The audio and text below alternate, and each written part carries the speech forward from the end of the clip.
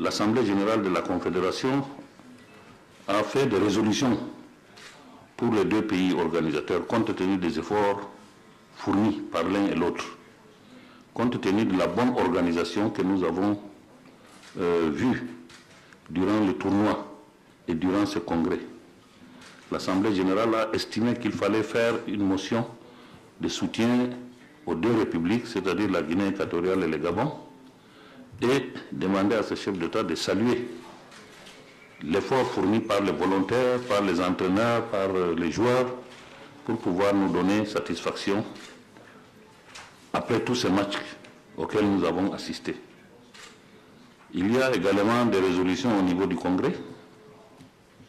Tout ceci, je crois que vous avez suivi en tant que membre de la presse. Il n'y a pas lieu de rêver à vous donner des détails. Mais en ce qui nous concerne, je pense que nous pouvons dire sans nous tromper que le séjour ici a été agréable. Le Gabon, comme la Guinée équatoriale, ont créé des centres de presse pour vous, parce qu'après tout, c'est vous qui véhiculez ces informations à travers les médias, à travers le monde. D'après ce qu'on m'a dit, je ne suis pas un professionnel des médias, mais on m'a dit que ce qui a été fait ici est digne d'éloge, comparable à ce que nous avons l'habitude de voir au niveau des grands événements tels que la Coupe du Monde ou la Coupe d'Europe des Nations. Bon, c'est à vous de les juger. En ce qui nous concerne, nous pensons que les efforts ont été déployés pour pouvoir donner satisfaction aux uns et aux autres.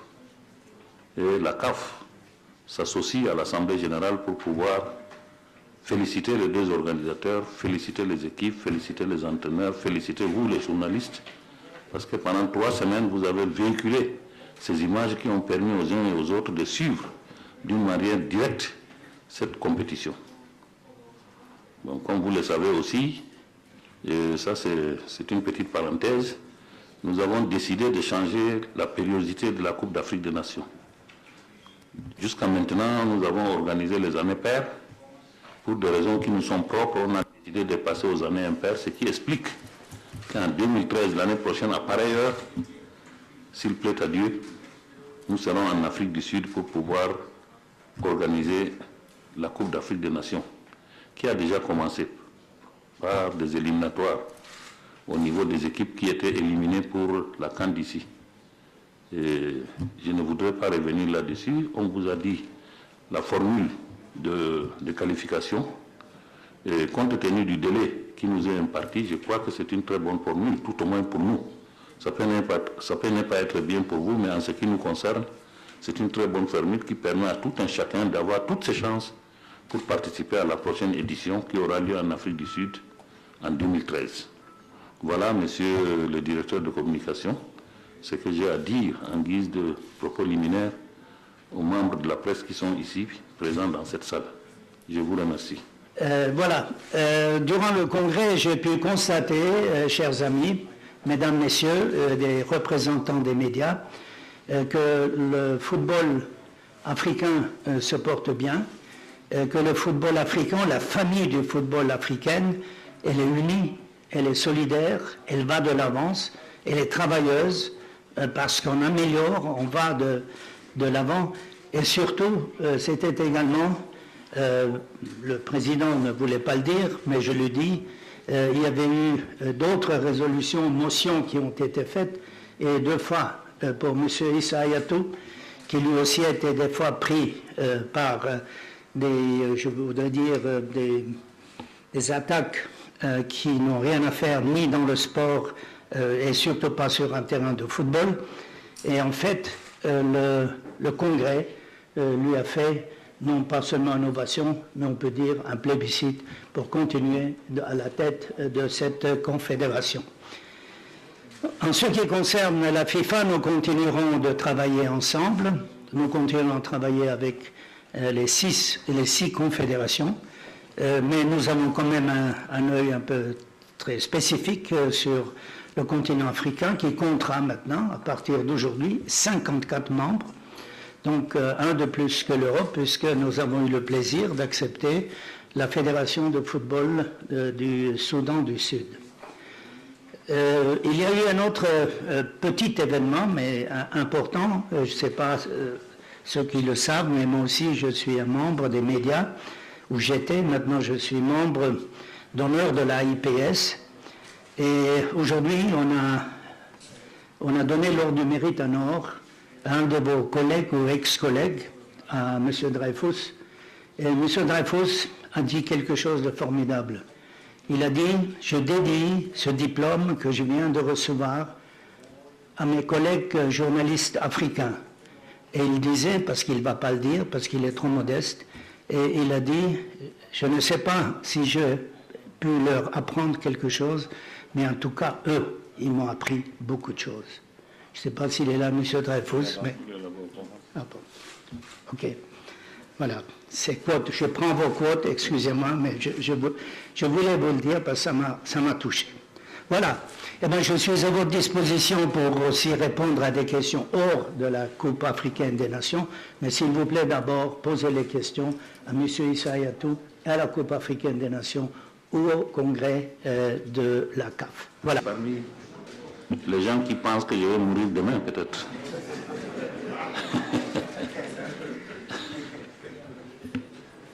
Je suis très honnête. Si j'étais malade comme vous le pensiez, je serais le premier à dire que je ne veux pas. Si j'ai accepté, c'est parce que j'ai toutes mes facultés qui me permettront, s'il plaît à Dieu, parce que ce n'est pas seulement les malades qui meurent, hein, n'importe qui peut mourir. Vous qui parlez là, vous pouvez être frappé par une crise cardiaque. Donc, si Dieu le permet, je vais assumer mes fonctions encore pour un mandat de 4 ans, plus l'année qui me reste. Voilà ce que je peux vous répondre.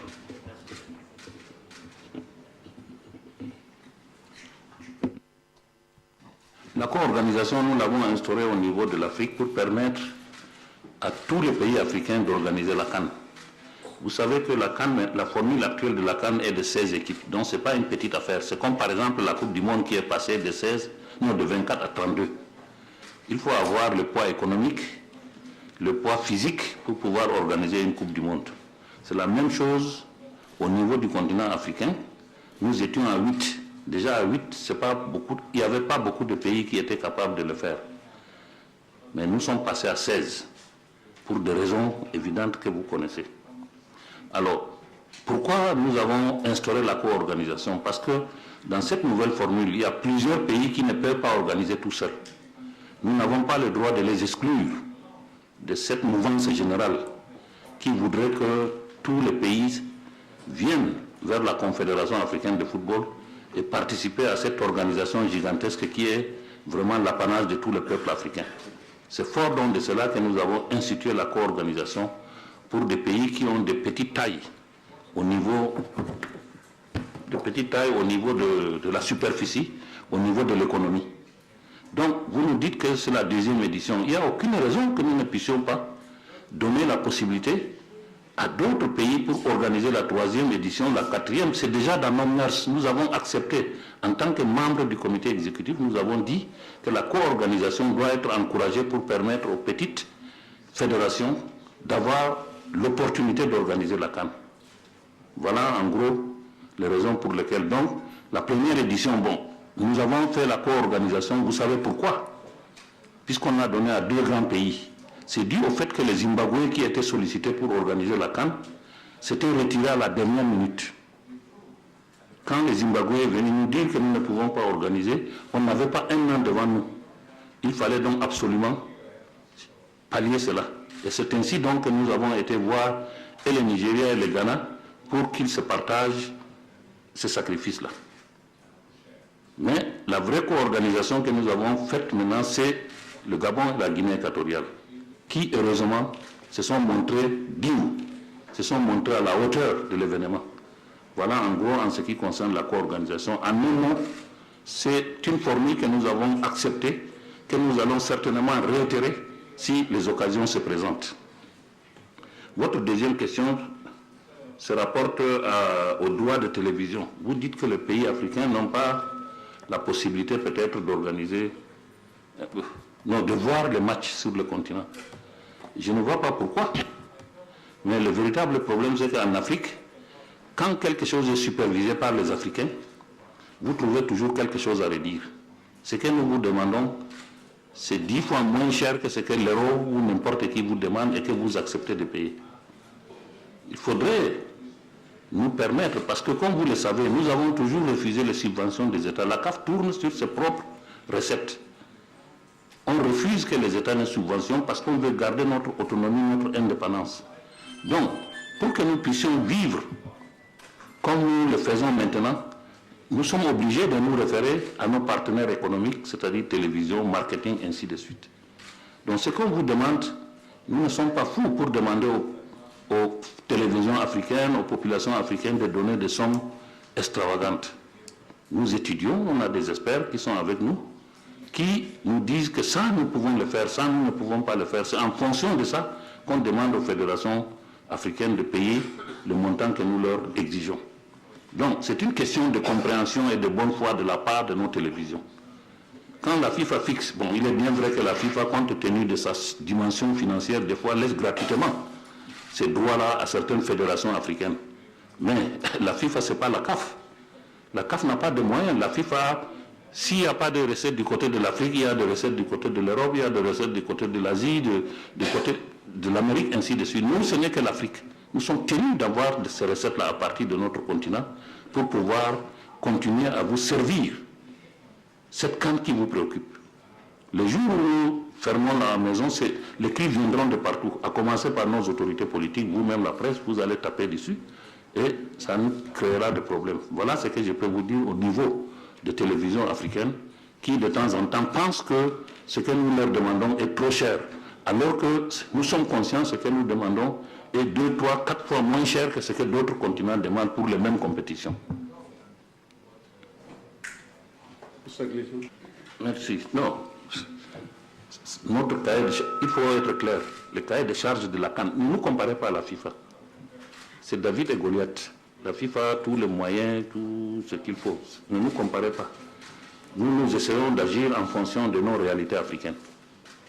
Bon. Ceci dit, le cahier de charge de la Coupe d'Afrique des Nations, actuellement, depuis que nous sommes passés à 16, définit clairement que le pays qui veut organiser la CAN doit avoir minimum 4 stades. J'ai dit minimum, on n'a pas dit 4 forcément. Et nous avons eu, votre question là, j'ai eu à le dire au président de la fédération et à la délégation de l'Afrique du Sud qui est venue. Ils nous ont dit qu'il y a 7 villes qui ont postulé. Nous leur avons dit que vous avez le loisir de programmer d'autres villes que les 4. Ce que nous ne voulons pas, c'est que vous programmiez la Coupe d'Afrique des Nations dans moins de 4 villes. Mais vous pouvez programmer au-delà de 4, ça dépend. Si vous avez la logistique pour déplacer les délégués, pour déplacer les arbitres, pour déplacer les équipes, nous comprenons votre problème. À la lumière de la Coupe du Monde que vous avez organisée, vous avez des infrastructures qui fusionnent votre pays. Et c'est tout à fait normal que les États, les gouverneurs veuillent faire. Pour ne pas embarrasser nos amis de l'Afrique du Sud, nous leur avons dit qu'ils ont la latitude d'organiser cette Coupe d'Afrique des Nations comme ils le veulent. Mais pourvu que ce soit à partir de 4 stades jusqu'à 6 ou 7 ou 5 comme ils voudront. On leur a déjà donné l'accord à la première réunion du comité exécutif que nous avons tenue à Malabo, je crois. Donc, il n'y a aucun problème. Il ne faut pas seulement être en dessous de 4. Bon, pourquoi on a mis 4? C'est pour qu'on construise les stades. Et cette mesure même ne s'applique pas à l'Afrique du Sud, puisqu'ils ont déjà des stades. Ils ont déjà des stades. Quand la CAF dit que le cahier de charges exige 4 stades, c'est pour amener les pays qui acceptent d'organiser la Coupe d'Afrique des Nations, de nous construire les stades. Ça, c'est le but de notre compétition. Nous voulons absolument, nous sommes conscients que nous avons des tares au niveau de l'Afrique. Nous avons des tares au niveau des infrastructures sportives. Et c'est pour ça que nous maintenons la périodicité de la Coupe d'Afrique des Nations tous les 2 ans. Parce que nous sommes sûrs que tous les 2 ans, à l'exception de l'Afrique du Sud, bien entendu.